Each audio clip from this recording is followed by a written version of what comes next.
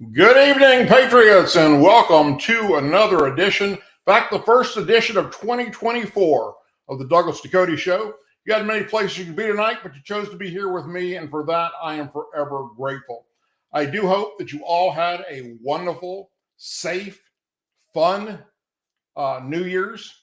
My wife and I actually walked right down the street to a big party that they were having. So friends of ours.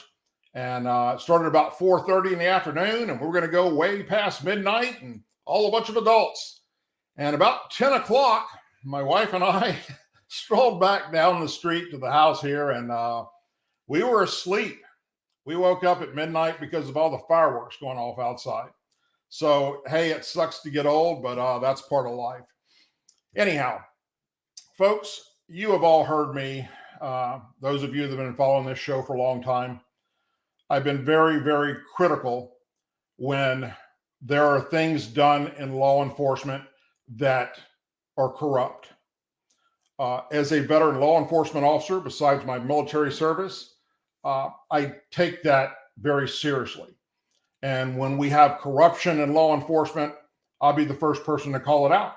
Same thing with the military.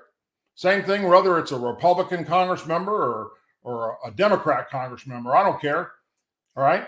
You do the right thing, especially if you have a job that's to serve and protect, or you sign up to serve and protect our Constitution and our rights, then don't screw it up. And if you do, then guess what? I'm going to be mentioning it and talking about it. I've been very critical of our current FBI leadership.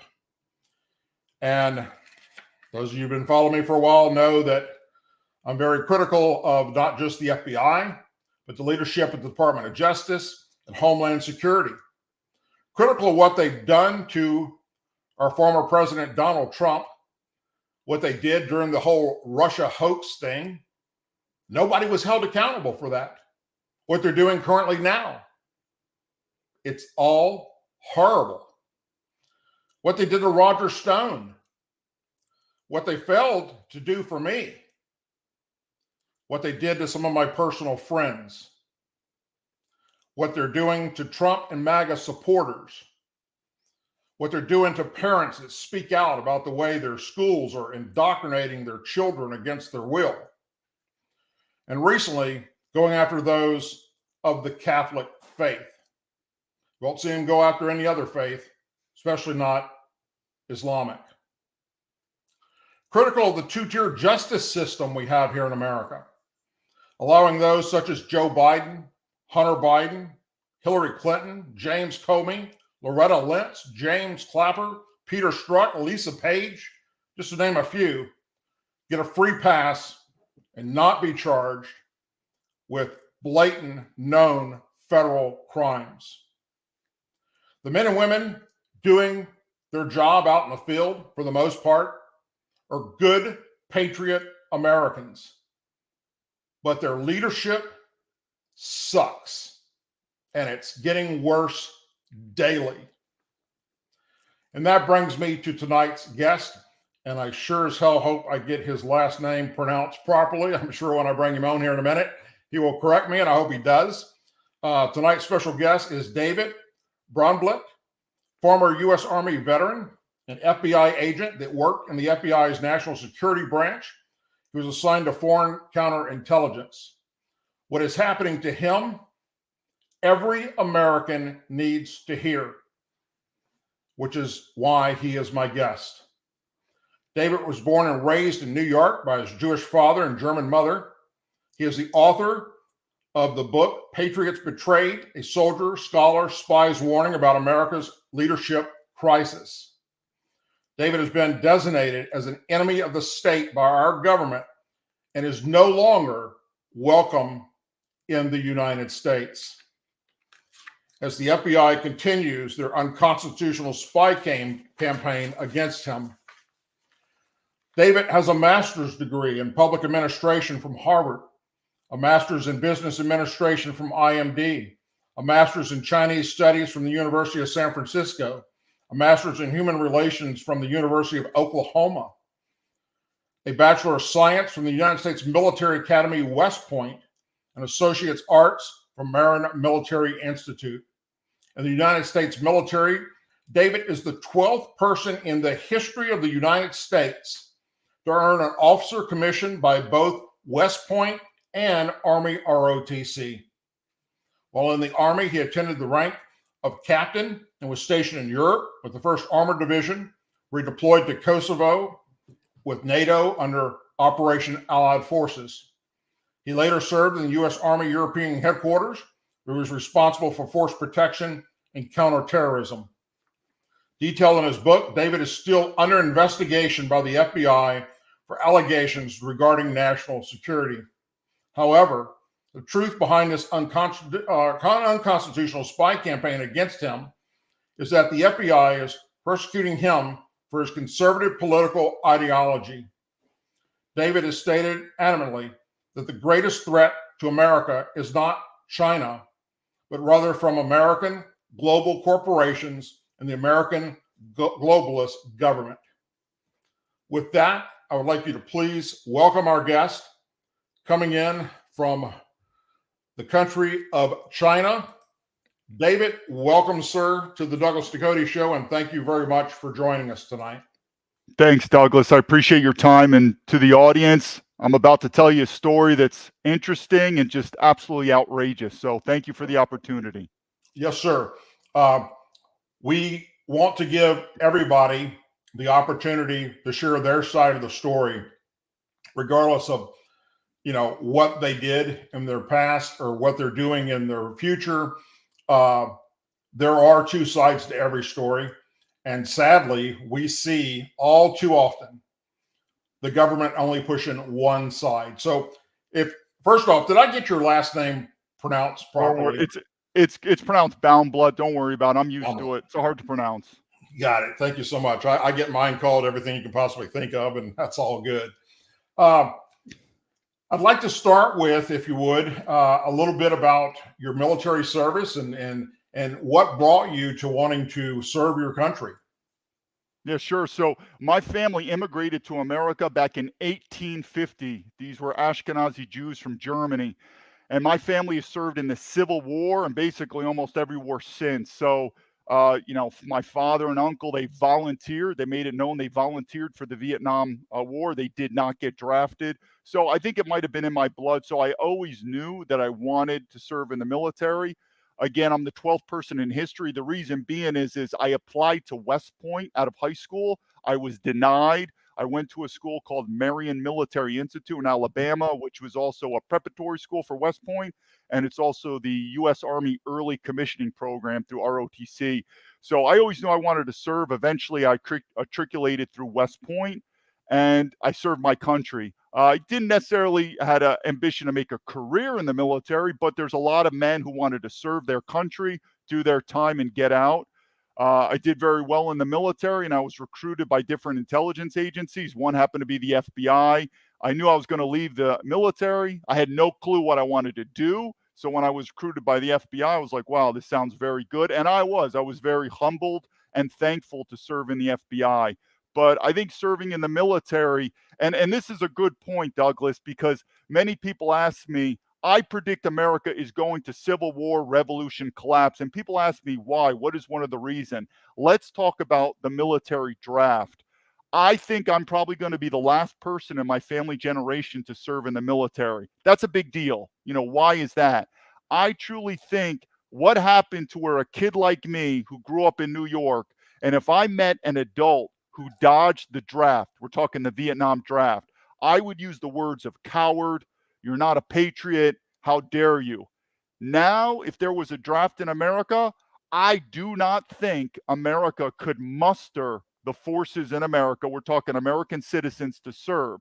So that's number one, why I think America is going down. I don't think we could be able to do the draft. But number two, how is it that you could get a person like me that when I was a child, if you dodge the draft, you're a coward?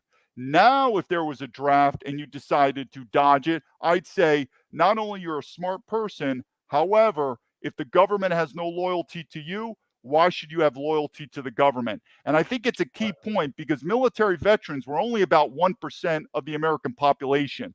And we are the backbone of patriotism and national security defending. And Yes. when you start betraying military veterans to the point that I don't believe we or future generations are going to serve in the military to defend America, that is a good litmus test of why I think America is headed for disaster. Oh, I couldn't agree more with you. You're 100% correct. In fact, I've said many, many times that, I don't recognize the country I serve for. I did 4 combat tours for the United States Army. For what?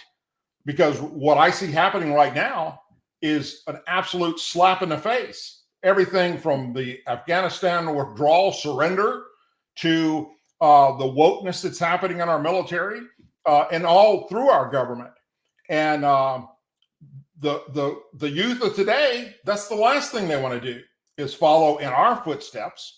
And so I agree 100% with you. I see it every day. It's happening, and they're hurting right now to get men and women in. And I add this, and this now goes to the U.S. military, both to the veterans and active duty. You'll find nothing on me on social media except for the last couple months where I've come out with these allegations. And the point is I value my privacy. So I've never done social media. The very first social media that I've ever done in my life posted. Again, I never had Facebook. I don't do Twitter. I don't do Facebook. This is brand new for me. The very first video that I've ever done was on YouTube, and it was censored. And of course, I've got documentation to prove it. And so to the American military veterans, what are we fighting for overseas that's going to give us back our freedom? Because who do I believe censored me on YouTube? Well, I believe it's a combination of the FBI and also Google, YouTube, who censored me. I don't believe China or Russia or the Taliban or Hamas censored me on YouTube. And the point is, to the military, if we don't have our freedom of speech in America, then by killing these people overseas, that's what's going to give our freedom of speech back? So the point is, maybe let's work on first, this is the whole America first concept. Let's work on first getting our freedoms in America. Then these bleeding heart military veterans, like Save the Afghanistan girls, they're dressed in the Chabad and all the part of that. I really don't care. Let's focus first on American freedom first, and then we could worry about saving the world and freedom for everyone. But to think I'm a military veteran and my YouTube video was censored, that's why I'm in Rumble. It's to say it's a slap in the face to me is such an understatement. Yeah, and the same thing has been going on with me. I mean, I went from almost 500,000 subscribers 3 years ago down to about 121,000 because they keep every 28 days they take away several thousand. They just unsubscribe them and tell me that it's because people just unsubscribe. Well, that's BS. Especially my own family and the people that subscribe to the channel telling me every day, I keep getting unsubscribed to your channel and I have to come back and resubscribe because they don't want to hear the message. And as we get closer and closer to this next election, it's going to get worse. And, who knows if I will even be there at that point. Thankfully, I've got a website and I've got a Rumble account, and Twitter, so I'll be able to keep going. But as far as YouTube is concerned, look, that's where most of my people are right now that like to follow this show. But they know what's happening. They're aware of what's happening. They see patriots all the time being removed from this platform just for speaking the truth that goes against their narrative.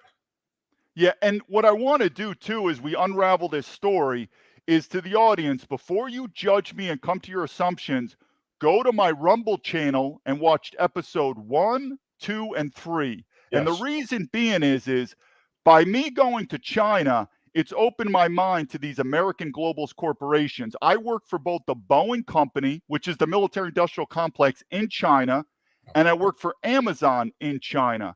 And the point being is there's a lot to my story, but when I was in China with Amazon, I actually left China because Amazon wouldn't allow me to leave. Again, there's a lot of details. Just go to those 3 videos. Then I went to a Western country. This is a Western country with good diplomatic ties to America. The FBI, and I was trying to get permanent residence, make my home. Again, this was a friendly country because everyone hears me in China, they're like, China. No, this country was a friendly Western country. The FBI, because I wanted to settle there, because I do not want to go back to America. We're going to go to civil war. The FBI contacted the intelligence agency in this country. My work visa was revoked, and I was never able to reapply to go into the country for the rest of my life. This is so abnormal. You don't do it. Then I went to Hong Kong, because Hong Kong it's a better life than mainland, but it's also strong enough where the American government can, influence it. But when they say, what are you doing in China? Watch episode 3 of me working for Amazon, another security military industrial complex. All our intelligence information is being stored more and more on Amazon. Those 3 videos are the most ridiculous videos you'll ever see.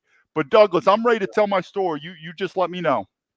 And let me just tell everybody real quick, in the community section of this channel, you will see the links to go to his Rumble account where you can watch those videos he's just now talking about, as well as his website. So with that, you've got the show. Go for it. Thanks, Douglas. The first thing I want before I begin to the American people, I truly believe the old school, you could say, moniker for law enforcement and military is this: law enforcement, the heroes of the community. I was proud to serve in the FBI. My uncle was chief of police. I believe the moniker for the military are the freedom fighters, the defenders of freedom, the defenders of the people. I believe both the military and law enforcement have lost it. I believe law enforcement now are the bullies of the government, and I believe the military are the mercenaries of the government. We're talking the military-industrial complex. I don't believe these wars anymore are in the interest of the freedoms of the people. And I believe, again, our law enforcement has just gone so corrupt. But again, I believe the historical value of the military and law enforcement, they are honorable people. It's an honorable profession. We've lost that, though, and I think we've lost that decades ago. Let me talk about this to the American people. And when I tell you this story, I want you to make known what I'm about to tell you is all documented. It's in my book. Every single congressman and senator has this. The FBI obviously has this. The Inspector General for the Department of Justice has this. So if anyone says, this story sounds fake, I don't believe them, then why hasn't one person done an investigation, responded, and put their name on a paper that says, David, your story is false. We don't believe it, something. Just put your name on a paper, because you would think at the very least, I serve my country, I'm a military veteran, and we hear this garbage all the time from these politicians. Thank you for your service. Thank you for your service. Well, why hasn't one politician answered me and said, okay, I'll take a look at it. Sorry, David, I think you're lying. Just put your name on a piece of paper, something. So that's what I tell the American people. If you think my story is fake or something, then why are you paying your taxes to the politicians and for them to ignore me? And if they're going to ignore me, a military veteran, you think they're going to care about you? Ain't going to happen. So my story is very simple, and there's different layers. The first layer I want to say is this: why is an American citizen, military veteran, not welcome back in America? That phrase right there should be a headline to say, what the heck is this? It's almost unbelievable. I mean, you let people, illegals,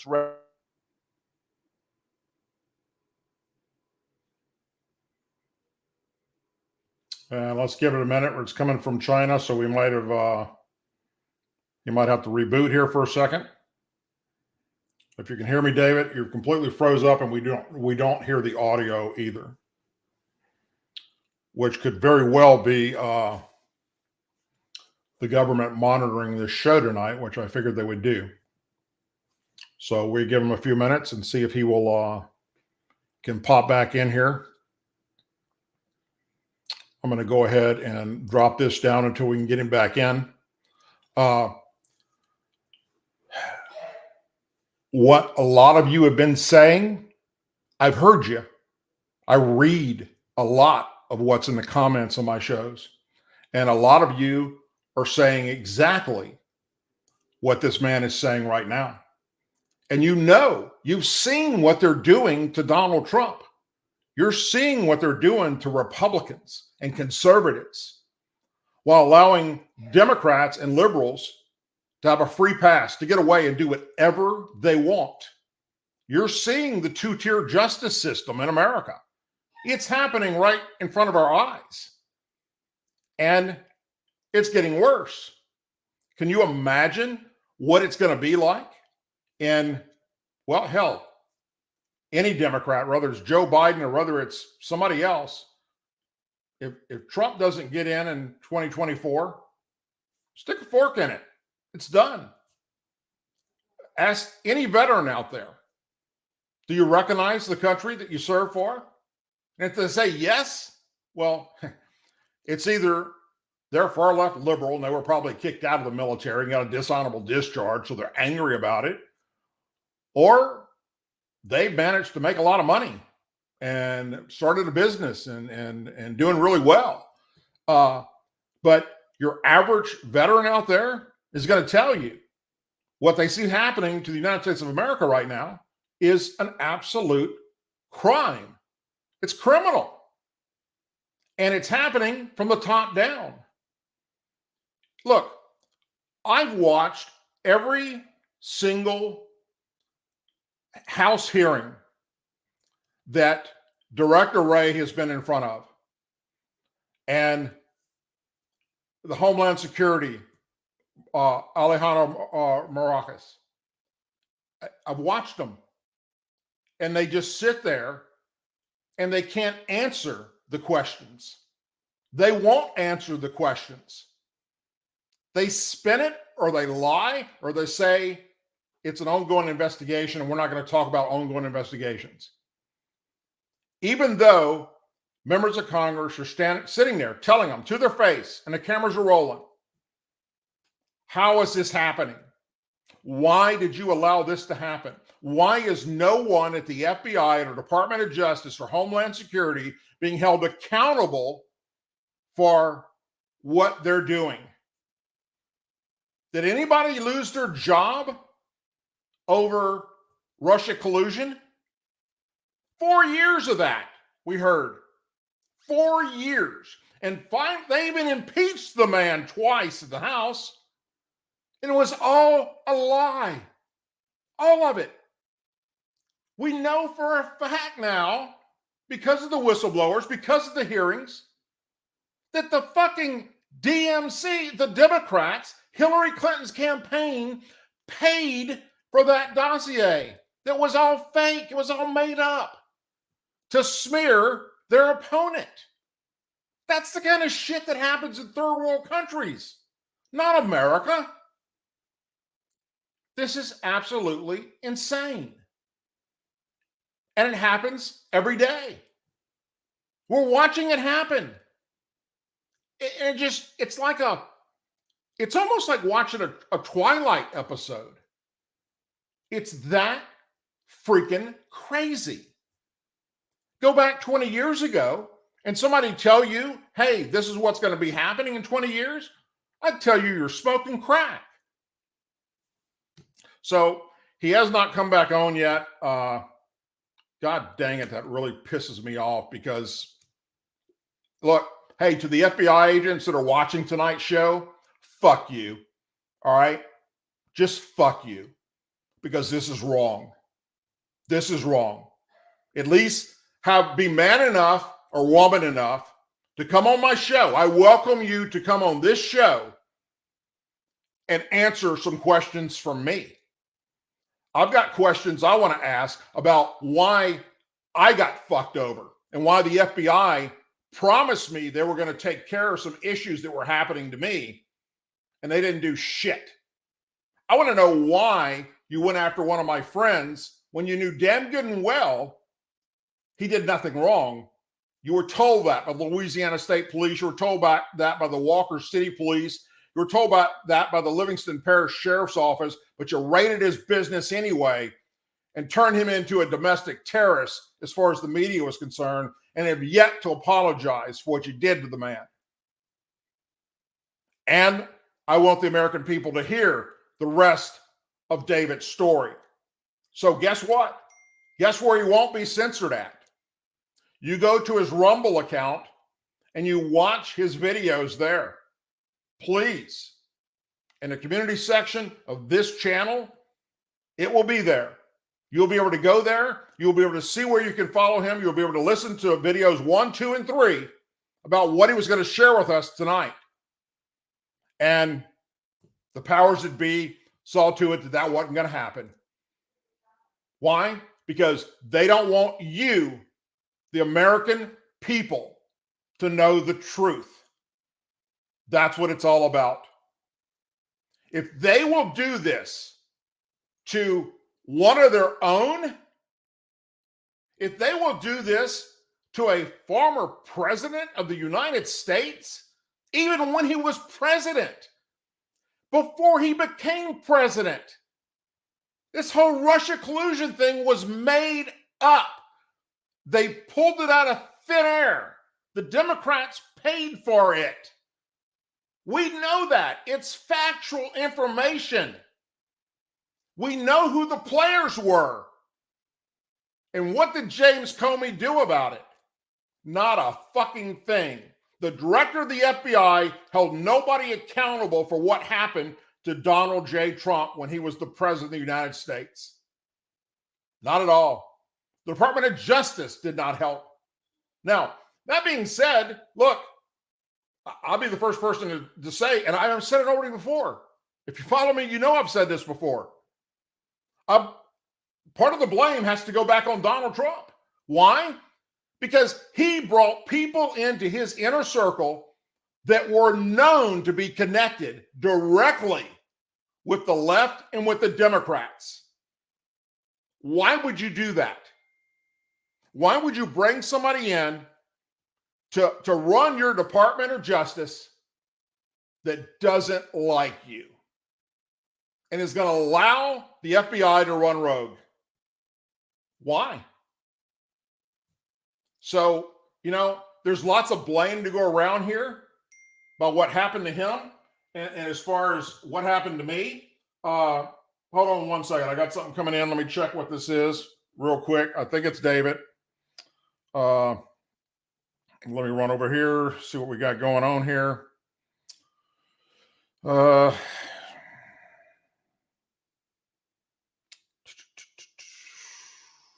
Hold on. Bear with me for a second.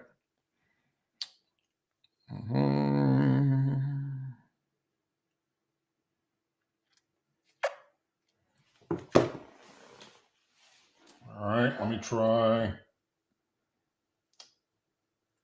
Yeah, live on Rumble. That's where we're going to have to do this. So what I want you to do is I want you to go to his Rumble channel. I want you to watch those videos, and it's going to tell you all you need to know. And here's an open invitation to the FBI who shut down tonight's show, shut our guests down. You're welcome to come on this show and explain to the American people why that organization is not trusted by a single person in this country unless they're a Democrat or a liberal. A once wonderful organization. And look, I'm not saying all the men and women that are out there in the field serving are corrupt. That's not what I'm saying. I'm saying the leadership, those in charge of these separate departments across the FBI, they've turned it into a political witch hunt. It's become an arm to the Democrat Party. It is their goon squad, for crying out loud. And that is unacceptable. That goes against every single thing in our United States Constitution. And they don't care. They're wiping their ass with our Constitution. So are the Joint Chiefs of Staff running our military into the woke ground. You've heard me talk about it. I've shared with you right here how the Navy brought one of their sailors who's a known drag queen in his off-duty hours to promote in videos to get more drag queens to join the Navy because they can't get regular Americans to do so. They're having to lower the standards. They've lowered the standards to a point right now in the United States military where anybody can get in. You can be convicted of all kinds of crimes. You can score rock bottom on the fucking ASVAB. You don't have to have a high school graduate or diploma anymore. It's sickening what we've allowed to happen. That's what happens when you put Democrats in charge of your country. I mean, all you got to do is pick any metropolitan city in the United States of America, any of them that's got a Democrat mayor. And what do you have happening in those cities? That's where your crime is. That's where your drive-by shootings are. That's where your crack and meth run amok is happening. That's where rapes and murders are taking place on a daily basis, nightly basis. Black on black crime, an epidemic of shooting and killing each other, gunning each other down on the street like it's a fucking sport. That's where you have Antifa acted out like a bunch of idiots, and Black Lives Matter burning down and looting buildings. It's happening in towns that are controlled by Democrat mayors, who then can turn to the police chief and say, what? Stand down. Just let them get it out of their system. No, that's what recruits and makes them stronger. When you take their ass out of the equation, you throw their ass in fucking jail. Hell, when they start blocking roads, get the fire department out there and blast them with water hoses like they do in other countries. Fuck them. Why should they be allowed to interfere with me going to work, or you going to work, or going to pick your kids up from daycare? Why is it that a small percentage, a very small, just tiny percentage of this country is allowed to fucking ruin everybody else's life? Why?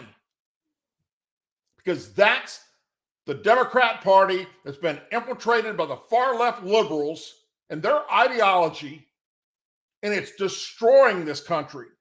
It's destroying everything we have. It's destroying all of our freedoms. They're literally wanting to make this country just no better, no different than any other country. Look at the attack on MAGA. Make America great again. Look at it. Tell me a Democrat or a liberal that isn't all up in arms about that saying, make America great again.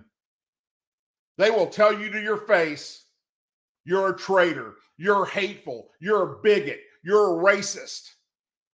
If you wear, God forbid, make America great again hat in a liberal or Democrat controlled area of a town, they will beat the shit out of you in the street.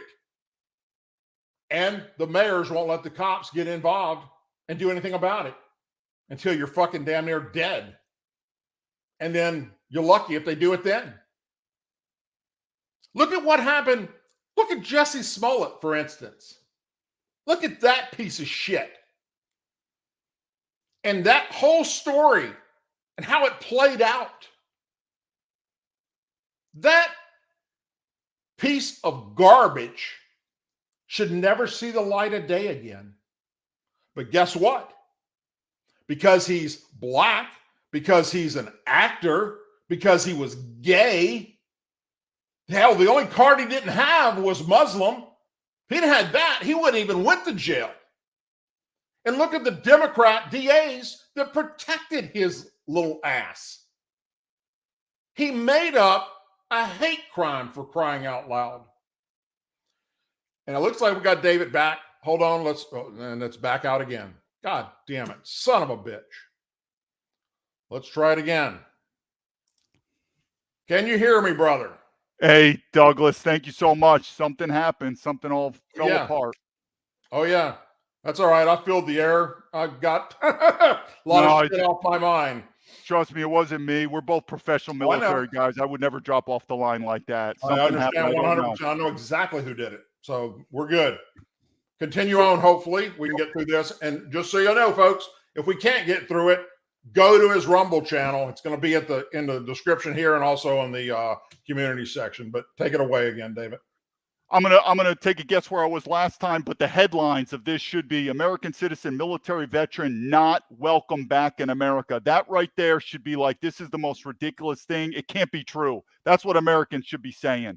And I guess, and also to the American citizens, everything that I'm saying here is documented. Your congressmen and senators have it. The Inspector General for the Department of Justice, Horowitz, has it. Of course, the FBI has it, and they don't want to talk to me back. But here's the point. Everyone is basically allowed to come to America. Basically, illegal, legal, refugee. We're a garbage dump. Everyone could come. This is what happened to me last time, and this is why I am not welcome back to America. And this is just one of the points I have with the FBI. And I talk about it in my book, so I won't go into so much details because we need to move time.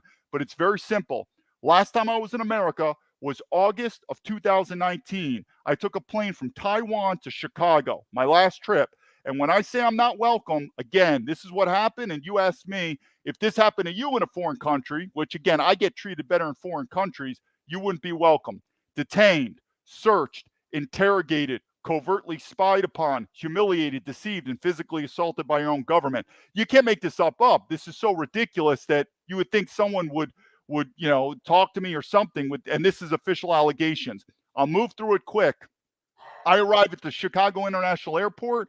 Most of the people on the plane, my guess, are foreigners. Again, I'm coming from Taiwan. We go through customs. Again, it's an international flight.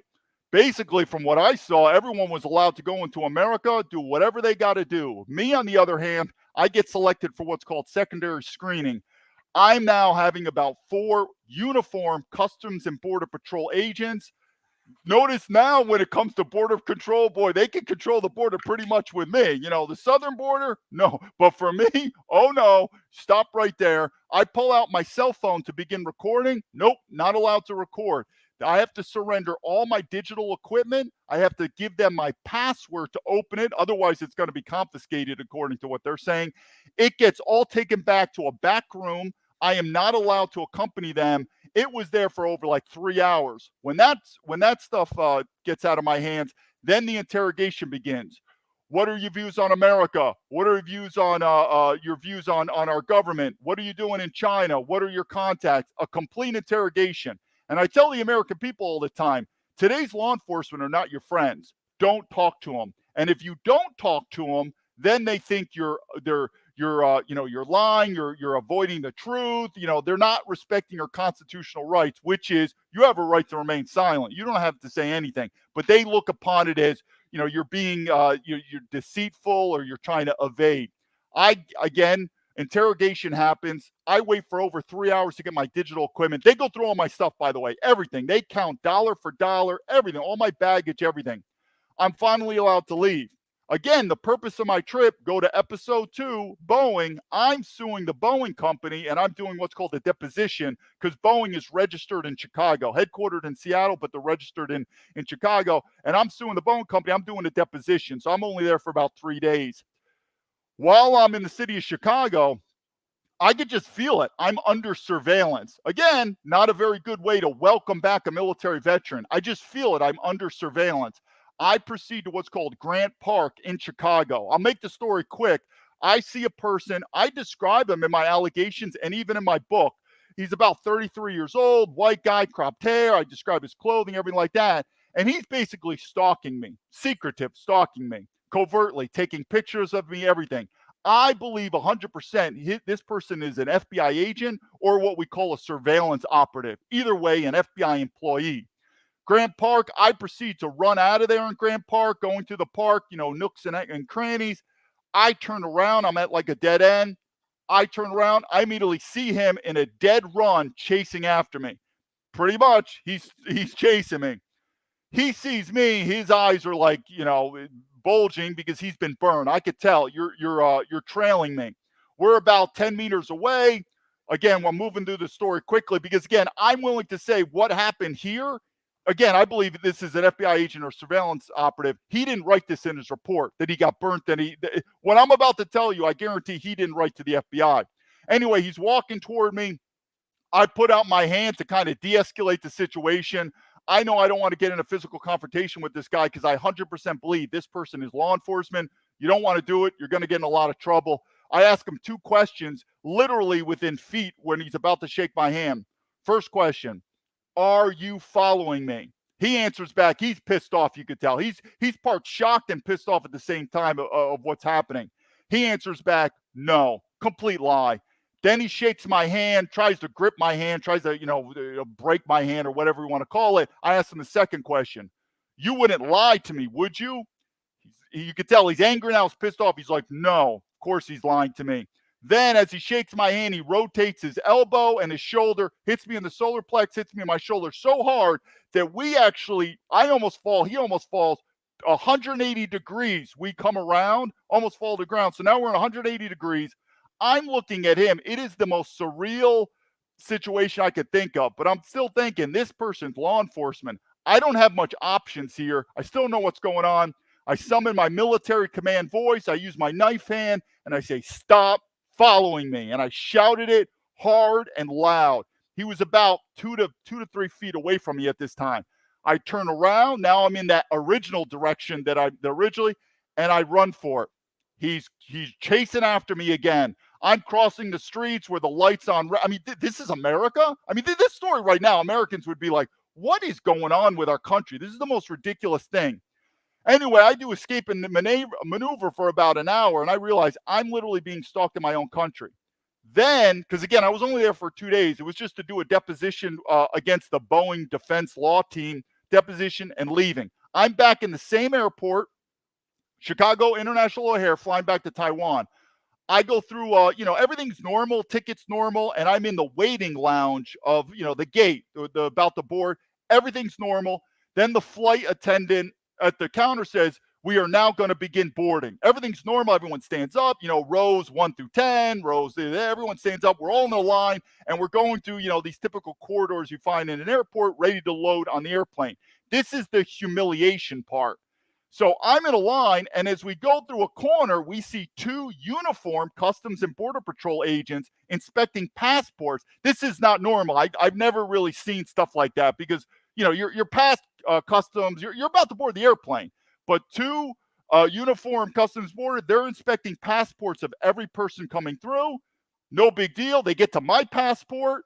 Oh, Mr. Boundblood, please step over here, which is only like 2 to 3 feet away from the entire line. So everyone sees this, what's happening. They said, we need to go through all your stuff. We need to ask questions. I got a backpack on. I'm like, well, where do I put it? They're like, just sit on the ground. I'm sitting on the ground. They said, take off your shoes, take out the soles of your feet, take out the laces. They go through everything. This is all being done in front of, again, I'm a military veteran, and most of the people, my guests, are foreigners. Again, we're going to Taiwan, and again, they get a free pass. The military vet, they go through everything. And again, when you're not answering their questions, now they're getting belligerent. Why aren't you cooperating with us? We want to know what hotel you were staying in Chicago. What is your purpose of this trip? I don't want to tell them anything. And I'm telling you, and when you say, no, now I'm telling the people what the purpose of my trip is, but you don't have to talk to the police. And if you don't talk to the police, they should honor your silence. They looked upon me as I'm evading, I'm being deceitful. They went through everything just to show you how, intrusive. And then I stood up, they patted me down, they were grabbing my groin. I'm telling them, what are you looking for? They went through everything in front of all the passengers. They went through my notebook, every single page, picture, every single page. There was a page where they had telephone numbers. Who does this telephone number belong to?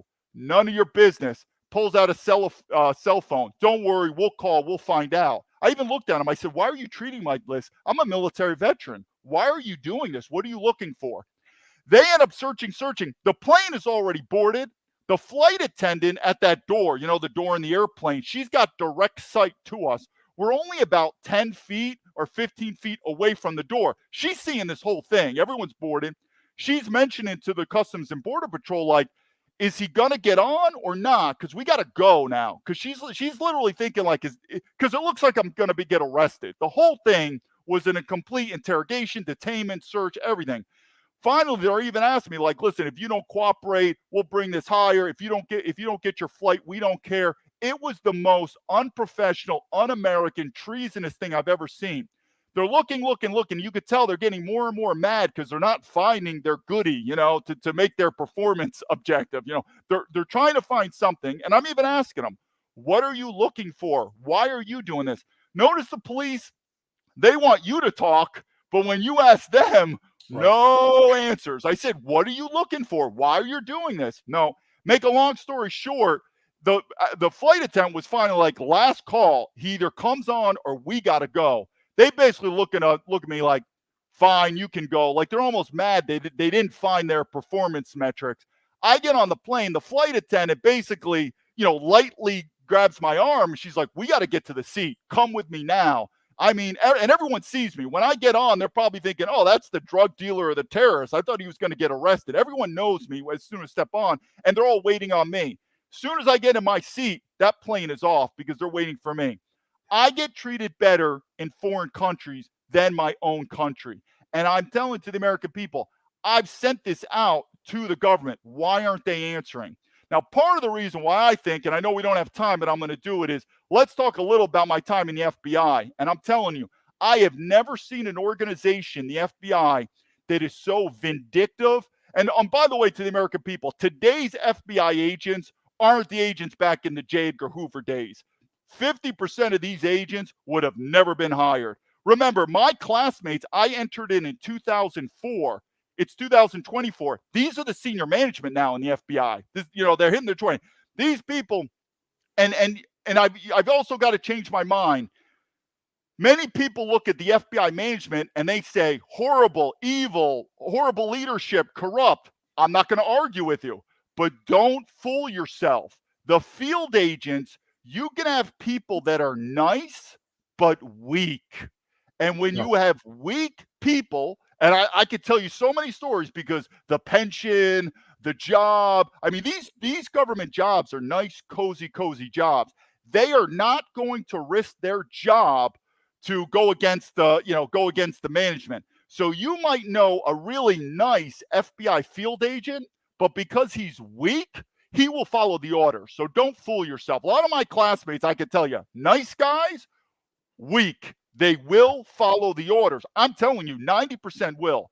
To make a long story short, when I was in the FBI, I was there from 2004 to 2007. I was in, you could say, the new FBI. There was an FBI before 9/11 and after 9/11. Before 9/11, it was predominantly law enforcement. I was 2004. In about 2002, the government takes a while to change. 2001, the terrorist attacks. 2002, they basically said, we are going to go and turn into a predominantly intelligence organization. So I was in that new group where I saw it. I knew what was going to happen. All these FBI whistleblowers now, I predicted this. I'm going to give you an example.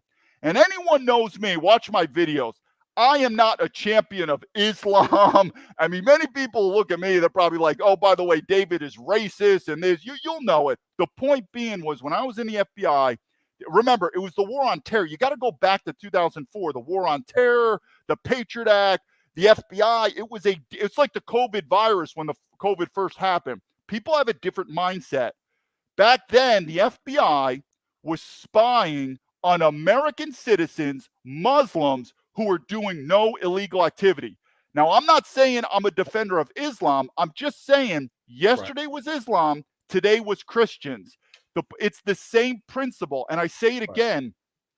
If you're spying on a foreign national, I don't care. It's a different topic, and we could talk about that later. I'm only talking about U.S. citizens. And the point is, if you're a U.S. citizen, the FBI should not spy on you unless they have evidence of probable cause of illegal activity, not suspicious activity, illegal. When I was in, though, man, if you're a Muslim, you're screwed. Also, when I was in, remember that whole enhanced interrogation, which was basically torture?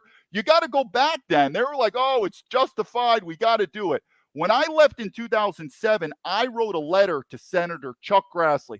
I think Senator Grassley sucks. I think Republicans suck. And I'll tell you, he ignored me because remember, when I wrote him that letter in 2007, if I said, Chuck Grassley, the FBI is spying on you, Chuck, I would have got a call immediately from Chuck. If I would have said, Chuck, the FBI is spying on Republicans, which is the mafia. Republicans are a mafia. The Democrats are a mafia. He would have said, But I told them that you were just spying on, U.S. citizens that were doing it. They don't care about us. And we'll talk about Trump and the FBI investigation. They don't care. He ignored me. I never went public. So if people think I'm a bad actor talking bad about the FBI, I challenge you to find anything in my entire life that I said negative about the FBI until the last 2 to 3 months. In 2007, I kept my mouth shut for 3 reasons. 1, leadership 101. Nobody wants to hear a complainer. Even whistleblowers, I don't talk about, they don't even give whistleblowers respect. They call words like you're a grifter. I'm telling you, the whistleblower system is completely broken. Watch episode 2, me being a whistleblower in Boeing. It's complete. So I just wanted to keep my mouth shut. I don't want to be a complainer.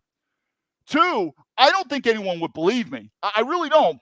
Because I was during the war on terror, the FBI's needed, we're afraid of, the Taliban, like all this stuff. I just don't think people would believe me. And 3, you don't want to mess with the FBI. I'm telling you, this is what this yo-yo Chuck Grassley did. I sent a letter. It was about 10 pages. It was 50% unconstitutional activities that the FBI was doing. The other 50%, I ripped FBI management. I ripped them. These people are horrible.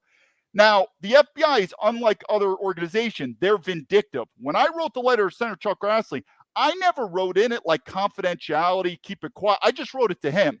He gave it to a staffer. That staffer gave it to the FBI. And to this day, the FBI hates me because you got to remember, too, very few people leave the FBI. They take it personal. Look at the statistics. They got like a 99% retention rate.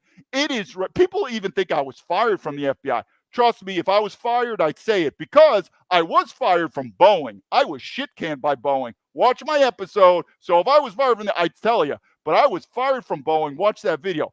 I left. The FBI takes it very personal. The FBI investigation against me, this is what I think. And oh, by the way, when I got back to Taiwan, I had a meeting with FBI agents. This is all documented in Beijing, China. Again, we have FBI stationed at the embassy. This is all recorded, everything. And I said, listen, I know you're spying on me. Stop. You are damaging my reputation. You're damaging my life. You need to face me like a man to man, and allege the allegations. Tell me what these allegations are. They sent the word. It's all documented. Emails, everything. They told me they don't know what I was talking about.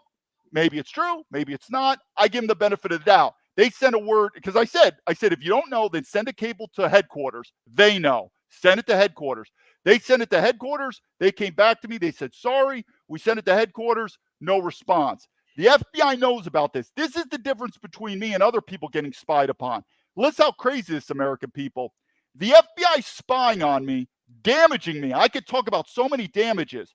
I catch the FBI. I tell them, stop spying, be a man, face me. They ignore me, and they continue to spy upon me. You don't do that. I cannot imagine they continue, because you got to use common sense, American people. When they go to your neighbor, when they go to your boss, when they go to your colleagues, and they pay them money to spy on you, when they pay them money to ask questions about you, the people obviously know you're under investigation by the FBI. This is not good. This is not good for your reputation. This is what happened to me in the foreign country when I got kicked out. It's reverse engineering. If we had what's called the French intelligence agency come to us in the FBI, say, listen, we have a French citizen in America. We want to know what he's doing, who's his contacts, this and that. We would then ask the French intelligence agency, what's up with this French citizen? What's up? Well, we don't want to tell you, but he's a person of interest. We in the FBI, we have to do an investigation on this French person. Have to do it. This is what they did to me in of course, I wasn't in China because the FBI doesn't have relations with China, Russia. I was in a diplomatically friendly Western country where the FBI has good relations. That's how they did this. So we in the FBI, we do an investigation on this French national. We find nothing wrong. If I was doing anything illegal in this country, I'd probably be in jail. They search me just like the FBI. They find nothing. But from a national security standpoint, better safe than sorry, what do? We'd kick him out. It's exactly what we do. We would investigate it because he's a French national. We don't care. He's a foreigner. We would investigate him in the FBI. We'd say he's not doing anything wrong. We can't find anything. But why is the French intelligence agency interested in him? Better safe than sorry. Persona non grata. Kick him out. That's what happened to me. I mean, I could go on and on, but I could tell the American people, please go to Rumble 1, 2, and 3. You'll kind of hear the story. But just the thought of me speaking this story and being totally ignored, obviously by the FBI, they're scumbags. I'm telling you, these FBI people, if J. Edgar Hoover, you could like him or not, I'm actually more positive with J. Edgar Hoover, dictator. I understand, but I'm telling you, he would not have tolerated this stuff. Even the southern border, he would have took charge, started firing these FBI agents, and he would have brought back the G-men. We don't have the GMN anymore. We have communists working in the FBI. Well, and this is why the people listening to your story are going to be able to understand it and believe it, because they have seen and they're watching currently. They've been watching it for 8 years now, and they're still seeing it every day. What this Department of Justice, what these federal judges and DAs, and what this FBI has done to Donald J. Trump right in front of our faces. It's the most craziest story anyone has ever heard.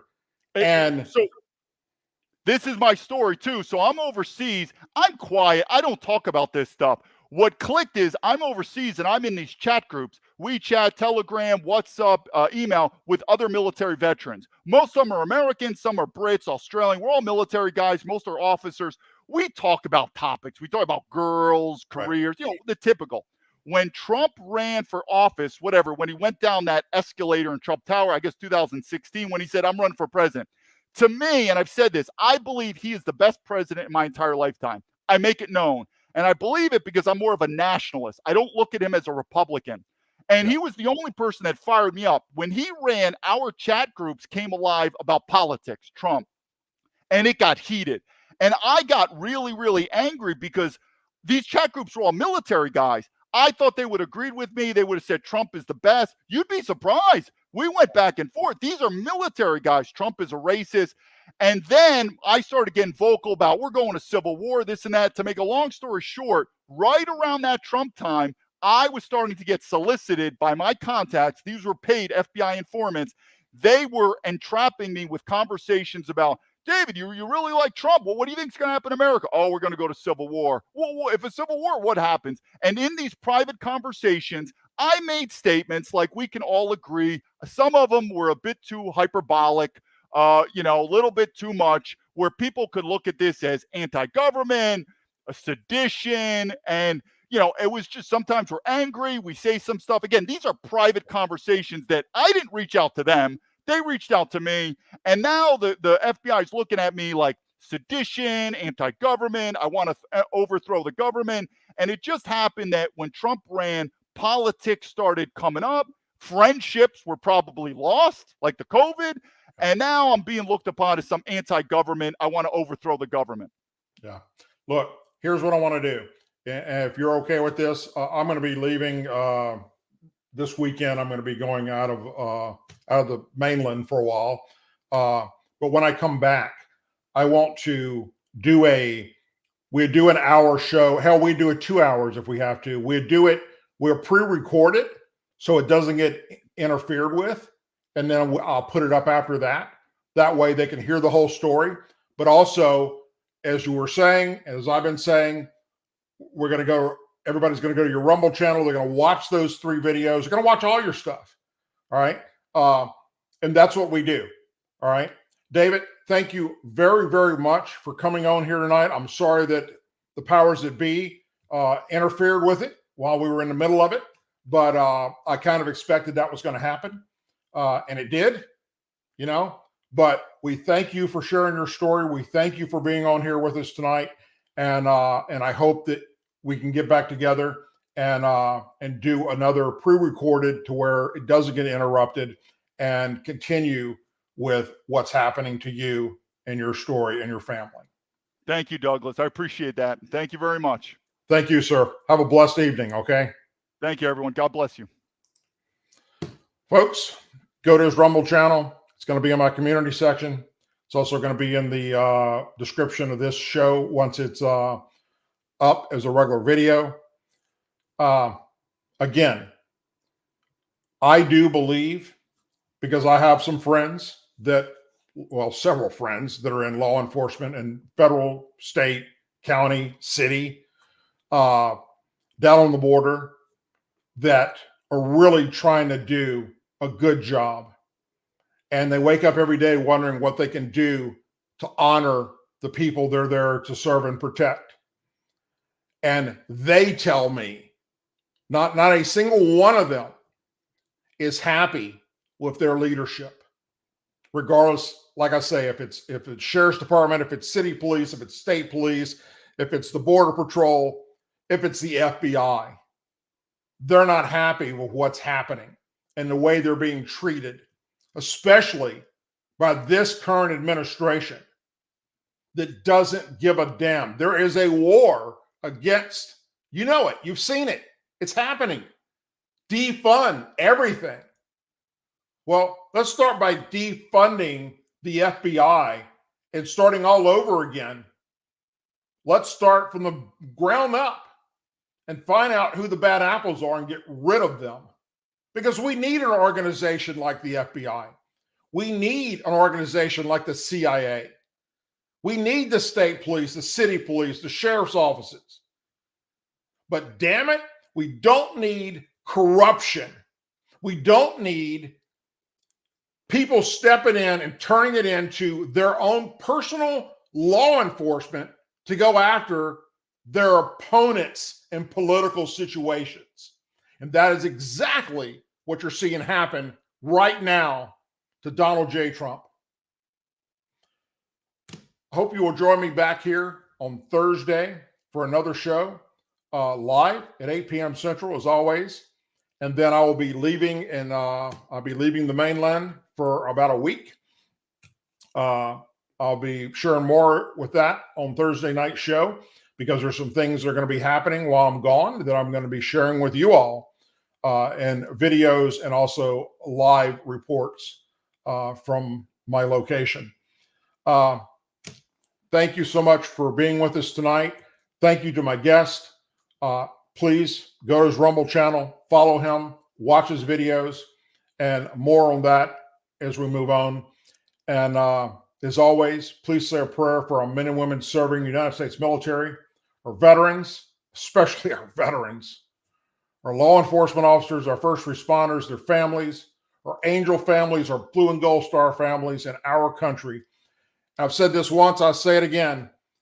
If you don't know who angel families are, or you don't know who blue and gold star families are, please Google that, because they need our support more now than ever before, because this current administration is literally pissing on the graves of their loved ones, and that shit is unacceptable. Thank you. God bless you. Have a wonderful evening, whatever you're doing. Be safe, and I'll see you back here on Thursday night at 8 p.m. Central for another live episode of the Douglas Ducote Show. Good night, everyone.